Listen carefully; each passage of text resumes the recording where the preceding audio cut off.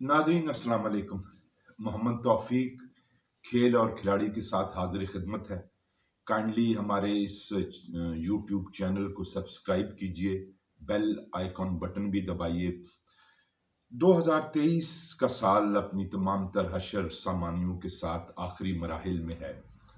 तो इस साल मुझे और मुमताज़ माहिर तालीम चौधरी अताउर रहमान, जो बड़े शगुफ्ता अतवार और खुश जमाल और खुश गुफ्तार नस्तालीक शख्सियत हैं, उनके हमरा 5-6 ममालिक के सियाहती दौरे का मौका मिला, जिनमें जापान, थाईलैंड, सिंगापुर, मलेशिया और मुत्तहिदा अरब अमारात शामिल हैं।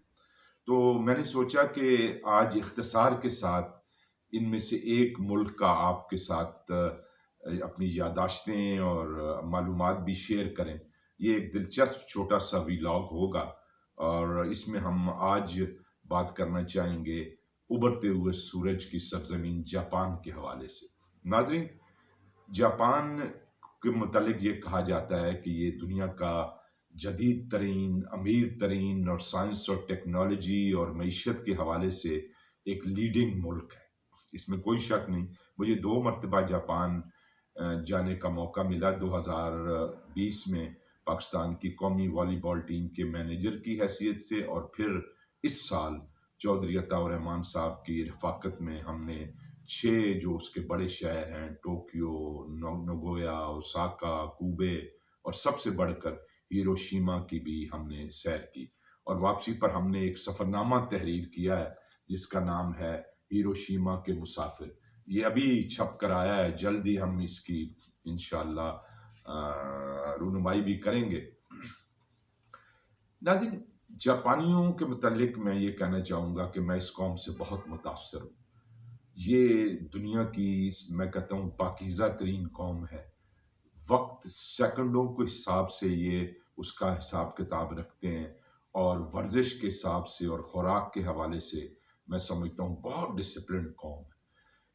कुछ चीज़ें ऐसी हैं जो दौराए जापान के बाद मेरे जहन में उभरी हैं कि जापान पर 2 एटम बम गिराए थे अमेरिका ने, मगर जापानी बाशिंदे सबसे ज़्यादा अमेरिकन सोसाइटी को क्यों आइडियलाइज करते हैं?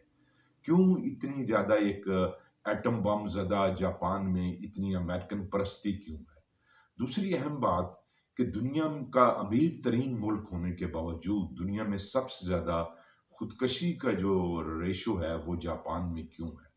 तो ये सारी बातें हमने वहाँ जानने की कोशिश की, और फिर सबसे बढ़कर कि वो क्या वजूहात थी जिनकी वजह से एटम बम 2 मरतबा गिरा जापान में। तो इस सफ़र में ओसाका में क़याम हमारे दोस्त शहजाद भट्टी, जो एक बहुत बड़े बिजनेसमैन हैं, वो हमारे मेज़बान रहे और बड़ी फ़याज़ाना और शानदार मेज़बानी उन्होंने की, जिसके लिए हम उनके बेहद शुक्रगुजार हैं। मैं जापान के मुतालिक चंद बुनियादी मालूमात आपके सामने, मसलन ये कि बहुत खुददार कौम है। टिप देने या टिप लेने को ये इज्जत नफ्स के खिलाफ समझते हैं। फिर दूसरे का सामान उठाना उन्हें कभी गवारा नहीं। वो कहते हैं कि कोई इंसान किसी दूसरे का बोझ भला उठाए क्यों?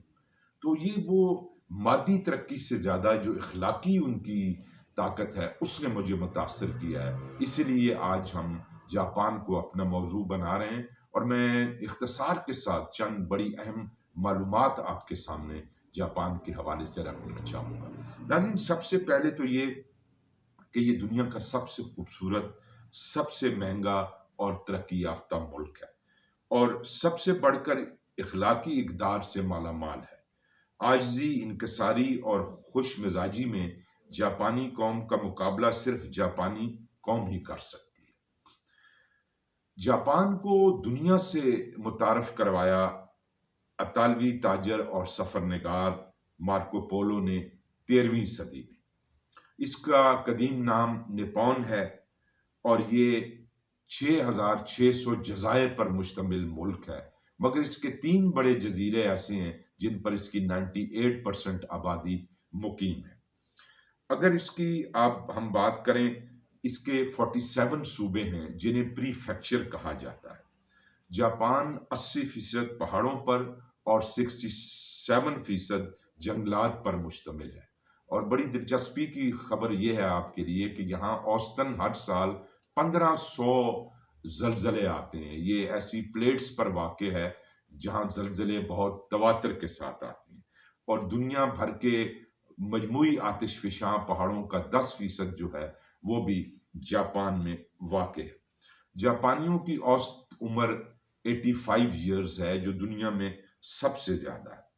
پاکستانیوں کی جاپان میں تعداد 22,000 ہے، 110 مساجد ہیں۔ کوبے کی مسجد یہاں کی قدیم ترین مسجد ہے۔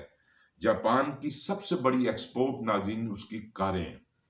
اس کا سب سے مقبول کھیل بیس بال ہے، جبکہ اس کا اپنا قومی کھیل وہ سومو ریسلنگ ہے۔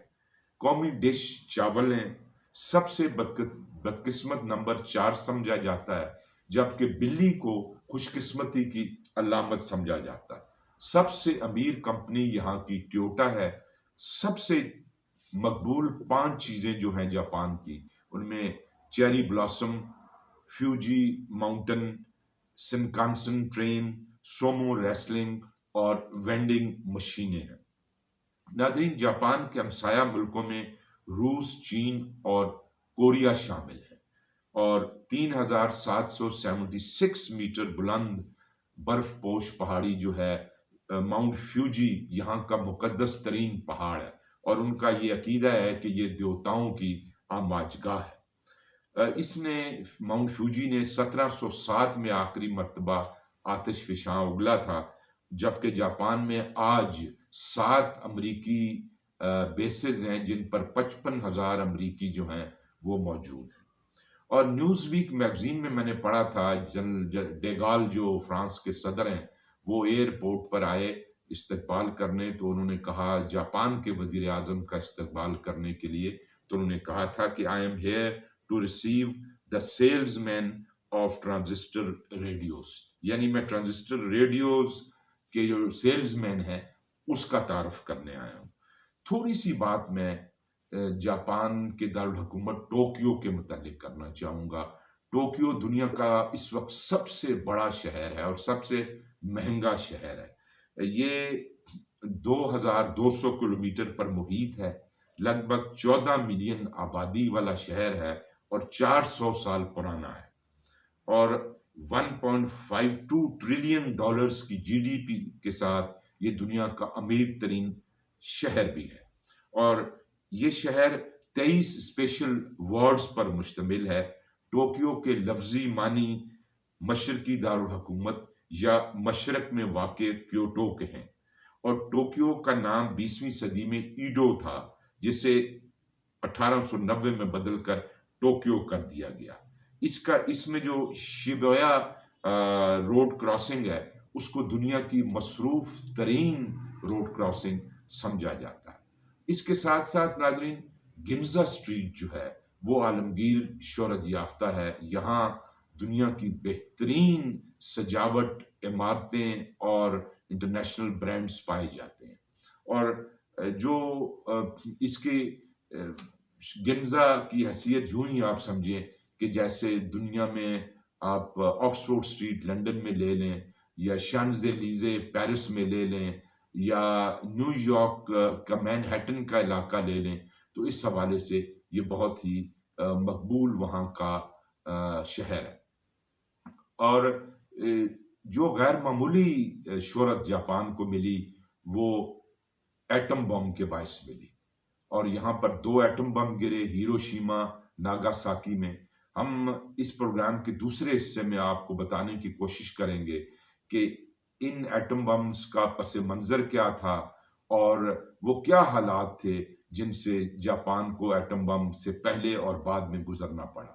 امید ہے آپ نے ہمارا آج کا یہ پروگرام پسند کیا ہوگا۔ ایک بار پھر اس درخواست کے ساتھ کہ کھیل اور کھلاڑی کو سبسکرائب کریں اس چینل کو اور ہمارے ساتھ رہیں۔ آپ کا بہت بہت شکریہ۔